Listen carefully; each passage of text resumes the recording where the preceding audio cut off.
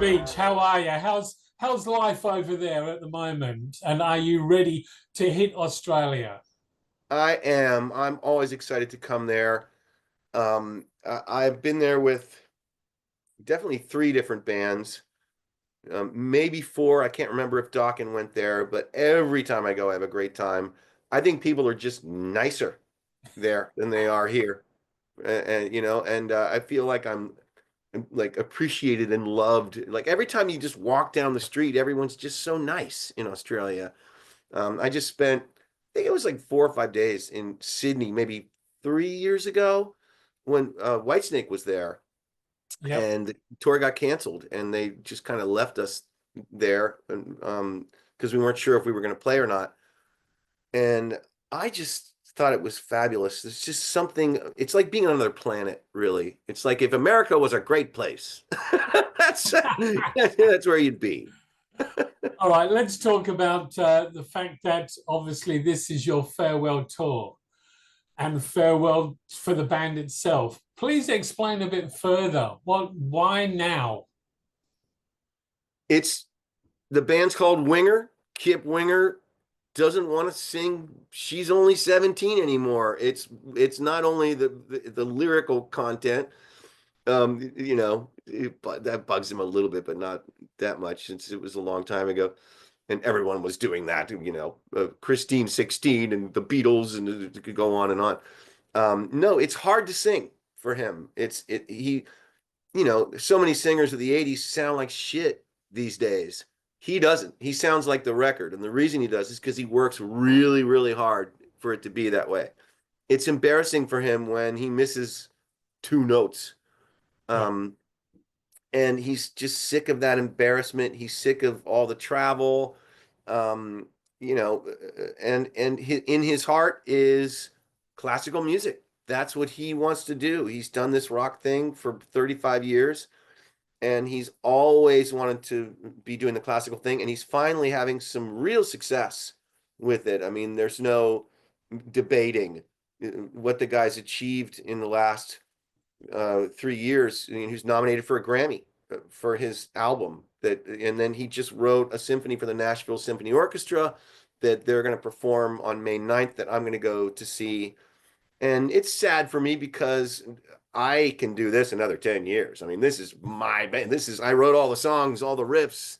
So it's like an old pair of jeans. And when I'm up there with Kip, I'm shoulder to shoulder with him. And it's the most comfortable place I can be, honestly, I'll survive. And I've already had calls for other bands. Now, obviously, it's good that the original lineup is also you could say back together, but the original lineup is coming over to Australia. How does that feel with you with having all of your mates together? Well, it's been that way for a while now, years. We've all been playing back together. Really, the difference is Paul Taylor, Yes. who, yeah, he was doing Tom Kiefer, um, and to have him back in the band brings it up a big notch because otherwise we'd have to do the keyboard songs without bass.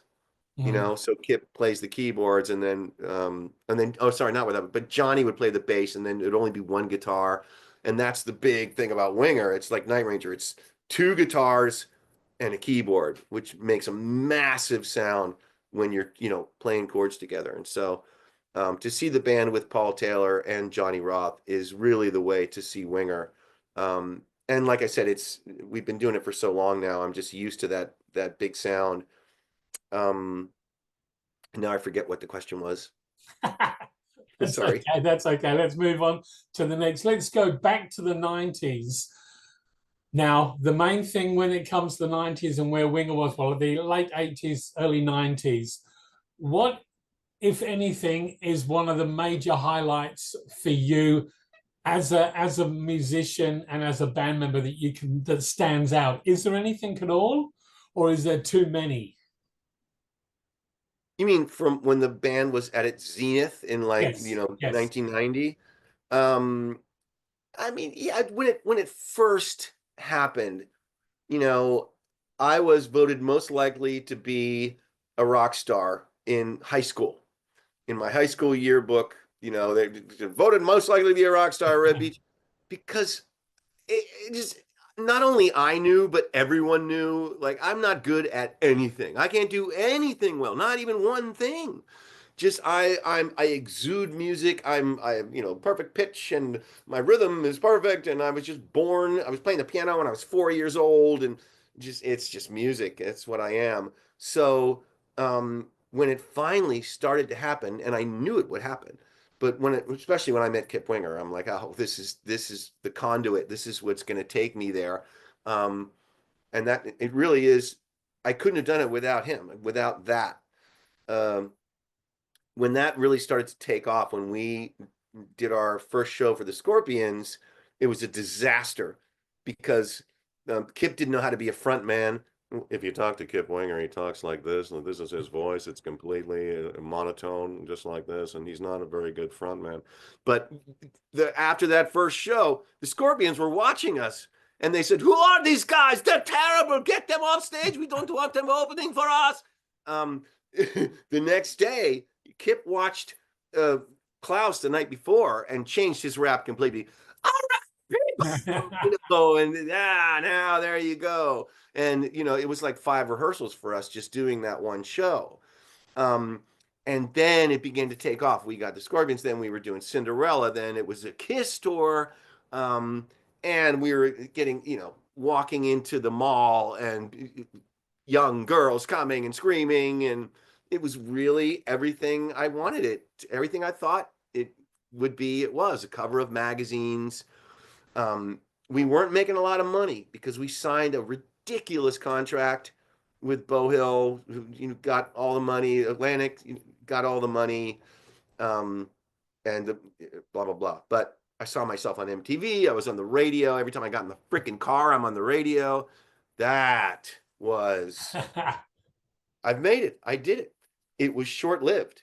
I thought it would go on forever, but it was a lot shorter than other bands from our genre. If Winger came out in 1986, I'd be a rich man. And then came the grunge era. How did you feel as a band when that era started to come in, and how it affected everybody's music and the way the audience was? Well, the shows were canceled. People stopped buying tickets overnight. Beavis and Butthead came out. Metallica threw darts at a poster of Kip Winger. We were on tour at the time. Tour was canceled. Ticket sales ended the day Beavis and Butthead came out. Like a week later, done. No one would be caught dead at a Winger concert. I had a big house in Florida that I had just bought because my next publishing advance was for $300,000 for the album Pull, which I thought was a genius record, and we were going to be humongous.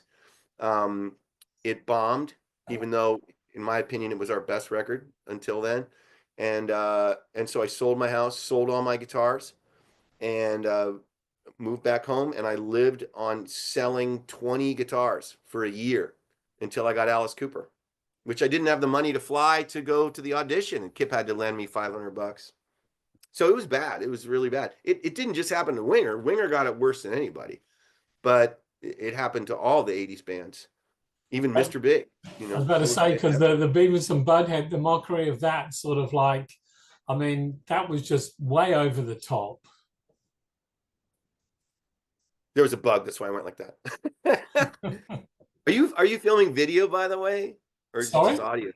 Are you doing? Is this a video? Yeah, the video. Okay. All right, just wondering. All right, let's move on. Obviously, 1994 was when the band disbanded due to obviously lots of different things. We didn't really disband. It wasn't. It just was moved really in different directions. Yeah, just we'll see what happens with it. Anyway, go ahead with your question. I'm sorry. So then in 2001, you reunited. How did all this come about? Was it the case where you all just met in the pub type scenario and said, let's do it again? Or was it? No, we got an offer. Ask Kip that. I'm not really sure. I don't do the business with Winger, but I would assume we got an offer on the Poison tour. That was what, that was what we came back for. And it was obviously to put a song on the very best of album for Winger as well. Yeah. But then that was simply be short-lived because you yourself had so many other bands and so many other commitments to sort of take you through. Where were you at that stage? So many I, bands? no, I mean, I don't know what band I was doing when that happened. I don't think I was doing anything. I mean, I know I did that whole tour. Um, I don't know if that was, I mean, I remember telling Alice that I had to leave because I got this gig with Dokken. And I remember telling Don Dokken that he was opening for me now because Dokken was opening for Whitesnake. And so I got the Whitesnake gig and I had to tell Don, you're opening for me now, which was kind of fun. So Um, you're a multitasker. it, and yeah, but I don't recall in those early days Winger having to schedule around my thing. Um, I don't even know what year did you say that was? 2009? That was around 2000, 2001 was when you 2001, reunited. right. So I got Whitesnake 2003. Yeah. And so I was in Dokken at the time. So I guess they just did it around the Dokken tour schedule, you know. Okay, We let's move. worked around Rod's, and we Yep. mostly they worked around my schedule, but if someone had something going on, they'd work around it. It was Let's mostly let's me. move let's move to the present. Well, at least 2023 with the album Seven. Take me through the process of how that came together. Seven was an incredibly difficult record. It did not, I mean, I don't know if Kip likes me saying it, but it did not go well. It, I was going through really hard personal issues. Kip was not having the best time personally. COVID hit, and it just he had he had a vision. He didn't have a vision on Karma, on our album Karma. He just said, Reb, what do you want to do? I said, I want to make a bang your head rock record. He said, okay, that's what we did. Um, Winger 4, he had a vision. He threw away a bunch of stuff that we came up with. Like, no, no, no, no, I'm having a vision. 7, he had a vision. And it ended up really dark. And I was worried. I thought it was just too freaking dark. Took forever. Took us years, a couple years to write that record and record it. And we threw away a bunch of stuff because he just heard the whole thing being a certain way. And like I said, I was worried that people wouldn't like it. People love that record. 7, they just love that record, and it's very very good. Kip's such a genius. I love the way that album sounds, and I'm very very proud of most of it. I was going to sort of say because songs like Voodoo Fire, Stick the Knife in and Twist, and Proud Desperado. I mean, like tracks like that are just unbelievable. They're brilliant. Thanks, Louis. I'm glad you think so. The one, the one, It's the really one all track Kip. though, the one track that really gets me is Broken Glass. That to me Beautiful. is so emotional and so powerful as a ballad. Thank you. I always thought that was a beautiful song. I don't really remember it right now. I remember I liked it. So then let's just move over to you as a guitarist. You're obviously working with so many different bands, experimenting in different ways. Over the years, how do you feel that you've grown? Uh, you know, I see videos of me as a young kid, and it was all about how fast you could play. So I was all, everything was just forever. And now I am older. I'm 61, and I like to emote. I like to. I know how to construct a solo better than I used to. I'm able to kind of go in a Steve Lukather uh, trajectory and hold out notes when you're supposed to, and do a little burning just at the right time. Like if I'm doing like a shred record, Masters of Shred, then I'll try and do a little more of the fast stuff. But I find when I'm playing live, sometimes I see people moving with my notes, like really just, they're like attached to the music that I'm making, to the melodies that I'm making. And that's really fun to just, play melodically and communicate with a person in the audience or people. So let's talk about the touring side of it. How does Kip Winger and even yourself and the rest of the band put a set list together for the tour that's about to happen? How difficult is that to work out what tracks to put in? You just got a list of all the songs and how long they are. If you need 45 minutes, well, we got to do all the hits. That's 6 songs. We only need one more. So, if it's an hour 15, we like these songs, do this, and we need another 15 minutes. Let's throw in. We do it, 10 minutes before we go up there. Okay, so no full-on discussion as to this band member wants this one wants this type It, thing. well, it lasts 5 minutes. It's really, yeah, it's really Kip and Rod are kind of the senior. They're smarter than us. We're okay. I'll speak for myself. They're smarter than me. It's the band's called Winger. Kip makes the ultimate decision. Rod is a very intelligent man. His parents were both teachers. He's a mathematical genius. Um, he memorized all the how long every song is. So if you say, well, what if we add Rainbow? He's like, Rainbow's 607. That's not going to make it, because he can add the whole thing. If you tell him what's 3024 times 893, he'll say 6152894. It's amazing. Oh That's gosh. why he plays the way that he plays. Yeah. All right. Now the farewell tour is coming over to Australia. Whereabouts are you going to take it next? What's the scope? It's farewell Australia, farewell Japan. Definitely not going to do that again. That it's not a Kiss situation. We're not coming back. We're not making much money on this. It's just really to say we'll probably break even. It's just to say goodbye. And then we're doing M3, which is a big festival that I've done in 4 different bands. And then there's a couple more shows, and that's it. And like I've said before, Kip says never say never, never say never. If someone offers Kip, 100 grand to do the Blimp Festival, we'll do it. The Gesundheit Festival in Germany, celebrating sneezing. So you said as a musician that you've got other offers waiting for you. Obviously, that makes life a bit easier for you if sort of Winger sort of sort of like slides in the past type thing. You can keep moving on for the next few years. Well, I hope it's a little longer than the next few years. Um, I haven't, found the path yet of what I'm going to do, but my plan so far is to just do a Reb Beach thing.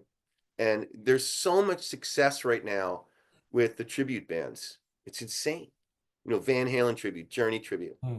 Um, I've been in Doc and Alice Cooper, Whitesnake, Night Ranger, Winger. If I just did the hits from those bands, it would be kind of Yeah. like a tribute thing, And so if I can get great players and just kind of go and tour and do that, best of Reb Beach. I could get George's band and, do Beach Mob, but it doesn't sound as cool. So I don't know, but it's a great band. I hear there's not much happening on the Whitesnake front. David Coverdale said he's retiring. He's got enough money. Yeah, yeah. I did an interview with the Rock Pit last night, and it went right to blabbermouth. Red Beach says that Whitesnake's done, and they actually they did quote me well. They didn't only take certain words, which a lot of times they do. This time they said, you know, Whitesnake is most likely done. What I said was is that um, it's just my opinion. Knowing that David hates to travel.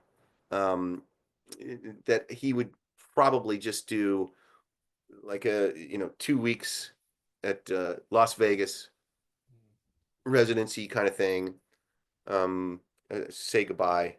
People can fly in and see him rather than him fly to every country and do all Yeah. that stuff. Yeah. All right, finishing off, what can we expect here in Australia? What sort of shows have you got up your sleeve? Typical raunchy rock and roll? Well, we're not going to play just ballads. It's Ah, it's if you've seen Winger before, it's going to be more of the same, but you may not have seen Winger with Paul Taylor, which is it's really a massive sound. Kip's voice is very pleasing and really rocking. The band just comes right in your face and just pumps out these rock songs. Um, we'll play all the hits, of course. If you haven't seen the band, I like to say that it's kind of like Toto, just heavier. It's like a heavy Toto. And I just saw Toto, and so I'm not saying we're as good as Toto because they're unbelievable, but it's in that vein. It's like really, really good musicians playing very likable music, but with cool progressive rock riffs and jams, serious guitar jams. There's three guitar players, so it's kind of like a Leonard Skinner guitar jam, but with big pop rock vocals, sing along. It's a very exciting show, and all original members. So that's very cool.